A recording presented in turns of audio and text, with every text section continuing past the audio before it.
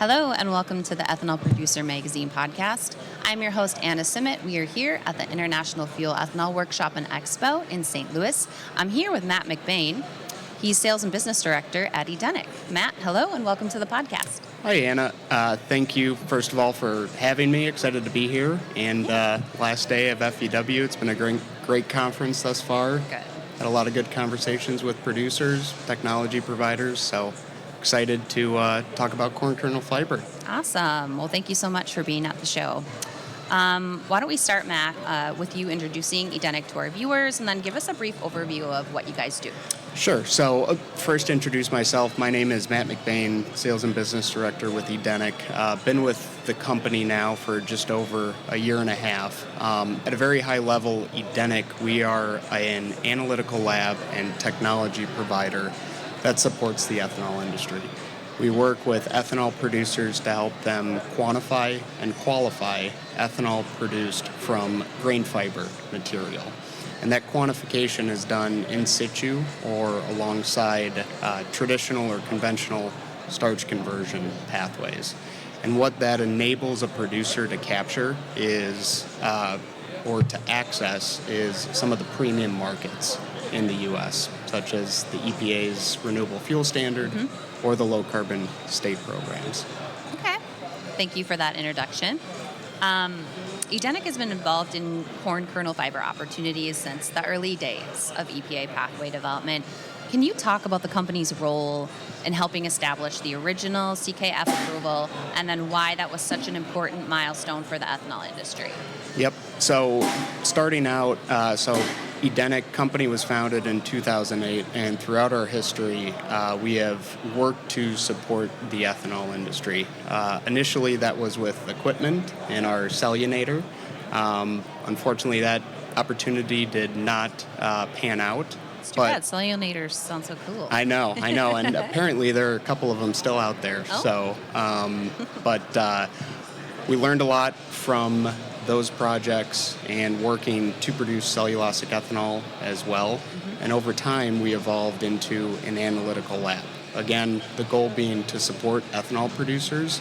And we were involved in setting up and supporting corn kernel fiber pathways with the EPA. So in 2014, the EPA recognized cellulosic ethanol from cellulose and hemicellulose could qualify for D3 RINs. And so that first pathway approval was in 2016. We also worked to set up corn kernel fiber pathways into California. So worked very closely with regulators and state authorities to set up these pathways, advocate on behalf of producers to help them capture a premium on the incremental gallons that they were producing from converting this material in fermentation. Okay. So the ethanol industry has traditionally been considered a commodity production industry focused on generating more gallons. So why does corn kernel fiber production matter? At a very high level, the conversion and the incentive to convert that material really helps drive more efficient production. So producers being able to take that same kernel of corn that they have always worked to convert into, starch, to ethanol, co-products, spinning out the oils, development of higher protein DDGs. It's really only within the last couple of years that corn kernel fiber has emerged as an additional value stream that producers can access. And again, it comes down to more efficient use of that same kernel of corn that's coming into the process. And regulators have recognized that distinction, that if producers are going to invest in the enzymes, the testing, they should receive a monetary value associated with all of the work that they're doing to convert those incremental gallons. Okay. Well explained, Matt. Why should policy and regulations be centered around advanced biofuels and corn kernel fiber? Again, it comes down to efficient production and efficient use of the resources that we have available to us. So when you are incented to convert more ethanol from that same kernel of corn, Yeah. it leads to the higher bushels and higher yield values that the ethanol industry has experienced over the last couple of years. When the industry was starting out, plants were, very happy with a 2.7 gallon per bushel yield. Today, plants that we work with, that Edeniq works with, they are over 3 gallons per bushel. So that is more efficient use of that same kernel of corn. And then it also requires less land use to supply either the same amount of corn or less corn while still producing either more or the same amount of gallons. I think that's a good segue into my next question. Ethanol producers today, they're navigating changing markets, policy developments, increasing demand for lower carbon fuels. How does Edeniq help producers position themselves for long-term success in this environment?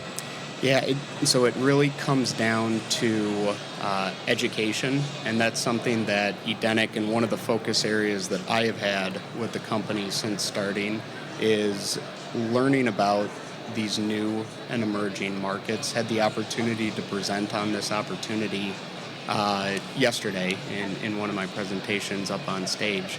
But it really comes down to ethanol producers leaning on the analytical labs to understand these markets and to really find a way to, similar to what we did 10 years ago in the U.S., set up these pathways, advocate on behalf of producers to help them enable access to these markets as they develop. Great answer. So as the industry continues to evolve, how are CKF technologies and opportunities evolving alongside it? And then what excites you the most about the future for ethanol producers? Yeah, so what really excites me is the recognition of all the work that ethanol producers are doing to convert that incremental gallon from corn kernel fiber. And once that recognition is in place, we've seen the adoption here in the U.S. Today, more than 2/3 of the industry is doing some type of corn kernel fiber program or testing. And we want to advocate for those pathways worldwide as well. So there are opportunities that we see in Canada, in Europe, as well as globally in maritime and SAF. And what we are trying to do as an analytical lab is have conversations with regulators and say, this is a practical pathway that the biofuels industry can use to scale the advanced ethanol production that regulators are demanding and the market is frankly demanding. So we're really excited about that opportunity for new markets. And then on the supply side as well, these enzyme companies, these yeast providers, they are investing millions of dollars to develop new enzymes and new yeast to convert more of that fiber material. We know there's still some additional fiber conversion that is out there, and these companies are working to physically convert that material, which is really exciting from our perspective. Indeed. Well, Matt, this has been a really interesting conversation. Is there anything else that you want our viewers to know before we wrap things up? I would just say, so I already mentioned enzyme yeast providers, they're working on the physical conversion side of piece. I will also say that Edeniq, as well as the other analytical labs that are out there in the industry supporting ethanol producers, all of us are working as well to improve the quantification methods. And it really comes down to those methods being science-backed and representing actual operations. We know that there are improvements that are out there that can be made, and it's really about the labs working to refine those methods over time. Again, it's something that we are very excited about, and we're very excited to share some updates here in the near future on those methods as they continue to develop. Sometimes the labs are the unsung heroes, behind the scenes. So Yep. commend you on the work that you guys do. Yeah, and then it comes down to education as well. 2/3 of the industry is doing this today. It's important to educate regulators, producers about these opportunities as they develop, and that's something that we try to do on a continuous basis as we continue to support the industry and help them access more value from their same production. Love it. Well, Matt, thank you so much for chatting with me and coming on the podcast and for being here at the show. Awesome. Anna, thank you for the opportunity, and thank you to the BBI team. Really appreciate it. Yeah, it's our pleasure. And to our viewers, thank you so much for tuning in. Hope you enjoyed this episode. Until next time.